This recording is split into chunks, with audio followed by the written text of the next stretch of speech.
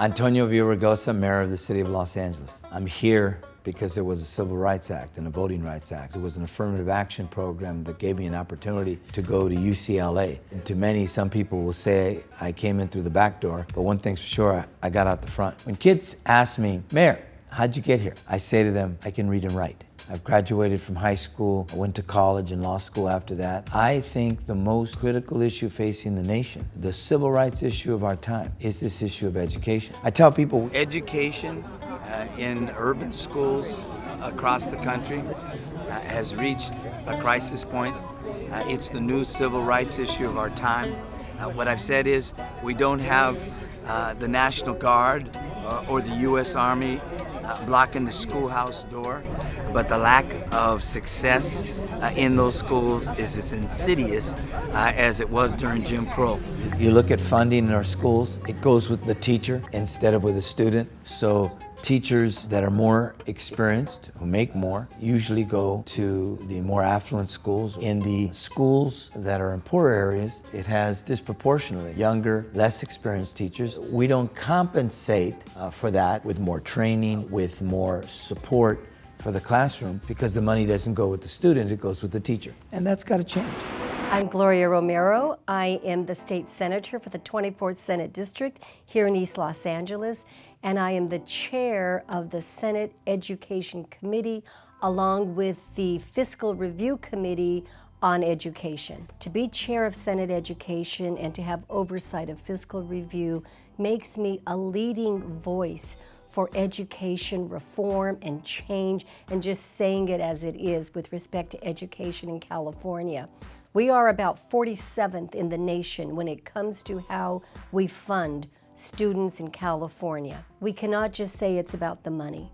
It is about the lack of a governance structure that makes sense in California, that has direct lines of authority so that the adults are held accountable, from the superintendent of public instruction who sits in the Department of Education, to the great school board in the sky, the State Board of Education, 1,000 school districts in California who, even with the resources they have the power to move that money around within a district.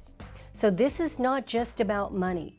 We have always been short on money, but we have to take a look at how we have used and allocated fairly, equitably, the resources we've had. We've got to take a look at it twofold: the funding, but the accountability and reforms. And if we stay away from that, I don't care how much money we get from Washington with an economic stimulus or how much more money, if we use it in the same way and the same patterns we have historically, we will never close the achievement gap for Black and brown and poor students in this state. Well, Keon started getting in trouble early on. I noticed that he was different from a lot of other kids.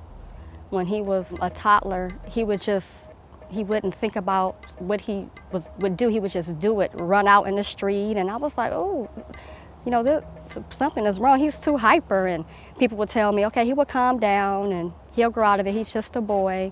And as he got older, the problems progressed into his learning, and him not even being able to focus on school. And he was very aggressive. About the second or the third grade, I was told that I need to have him evaluated because he may be ADHD because of his behavior. And the nurse did a questionnaire. I did a questionnaire in home regarding his behavior. I took him in and have him evaluated because as a parent, you know, you want your child to go to school and learn and do what they're supposed to do. When I first initially took him to the mental health facility, they asked me questions, they asked him questions, set me up for parenting classes, set him up for anger management. He met with a psych and they prescribed Ritalin for him and said that this, you know, may help him calm down. This should help him because he's ADHD. And I noticed a difference in him, but he still would have, to me, more severe aggressive behavior due to the medication. At one point, I believe the doses were so high that it had him kind of like he was out of it. And I was like, okay, something's not right. Let me go and have him checked and find out what's going on with the dosage and things like that to see if it would help him. It helped him in school, focus a little bit better, but he still was having, issues. The prime time for gang joining is really between the ages of 10 and 15. Really, even a microcosm would be 13 to 15-year-olds within that. The challenge is that it's actually expanding downward. So you have at least anecdotal evidence that kids are being recruited sometimes as young as 8 and 9 years old into gangs. Really that 10 to 15-year-old age, 5th, 6th, 7th, and 8th grade is really the prime time. And the research suggests that if we can actually prevent kids from joining gangs, or if they join a gang, get them out of a gang before they reach about the age of 15, the likelihood of them being in a gang or joining a gang after that diminishes dramatically. The problem is if they're in a street gang after about 16 years old, the likelihood of them becoming a permanent fixture in our criminal justice system, it just skyrockets. If you just look at the population of the prison system in the state of California, which would include many of the gang-affiliated youth, I believe the numbers are that as many as 70% of them are illiterate or functionally illiterate than the rest of the population. So it would only make sense then that some of those kids obviously have pretty severe academic deficiencies. On the flip side though, some of the smartest kids I've ever met were actually gang members. So the issue was not whether or not they had the intellectual capacity to learn. The challenge was whether or not they were being challenged by our academic system to actually embrace formal education and then use that as a means for success, as opposed to success that they were finding out in the streets, in the community.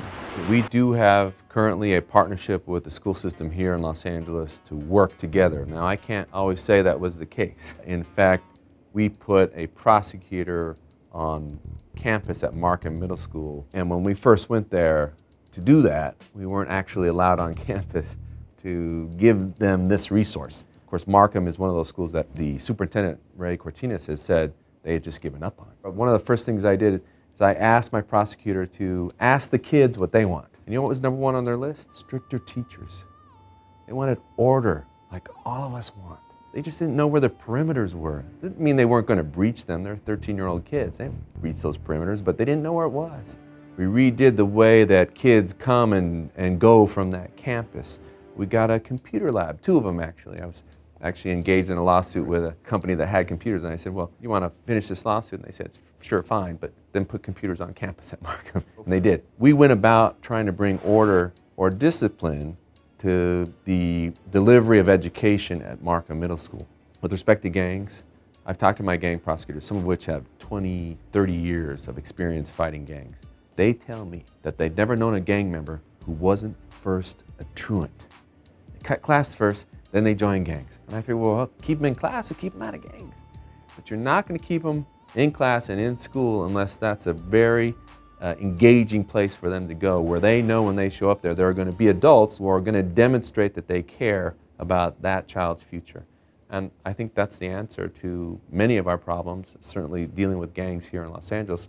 We've seen it happen. We've seen it work in a positive way. The soft bigotry of low expectation. We have to look at this as an exigent circumstance, as one that requires passion, as one that requires us all coming together, parents and teachers, principals, the community, the mayor, to say, we're going to raise achievement in our schools. We're going to hold people accountable. We're going to hold ourselves accountable. We're going to do what we can to really set the bar high. That when you have high expectations for our kids, when you have accountability for teachers and parents and everyone, our kids can succeed. I hear all the time from school districts, educational leaders, well, Mayor, you don't understand. These kids, we have the highest number of kids on the school lunch program. Mayor, you don't understand. We have the most foster kids in our school district. Mayor, you don't understand. Many of these kids' parents' education level is at a very low level. Look at the KIPP Academy. Look at View Park. These are schools in South LA who are right next to schools that are scoring at the bottom percentile, and these kids are scoring as if they lived in a more affluent area of the city. These kids can learn. If we think about education, it is, as I've said, and many others, the civil rights issue of our time. Education is what makes us equal. It's the pathway to the American dream. And yet, from the birth of this nation, it took this country 177 years for the Brown decision to come down. And that was, as Dr. Martin Luther King said, was a promissory note on the American dream. That was 1954. It's 2009. And today, we find our schools in California are more segregated today than they have been. in elementary school are not testing at proficiency levels of some 60, close to 70%. That's sending somebody into the classroom to teach you when they themselves are not trained in that profession. Let's go ahead and have incentive paid to have professionals with credentials, math, science, and we included special education because a lot of our black and brown kids are being classified as special ed. Whatever it takes to rescue our children. Because you know and I know, if we look at the lowest performing schools in California, go by zip code, African American, Latino, and poor. I've advocated for rethinking how we fund our school systems. If you think about it, right now our schools literally, they're funded on a body count. It's just simply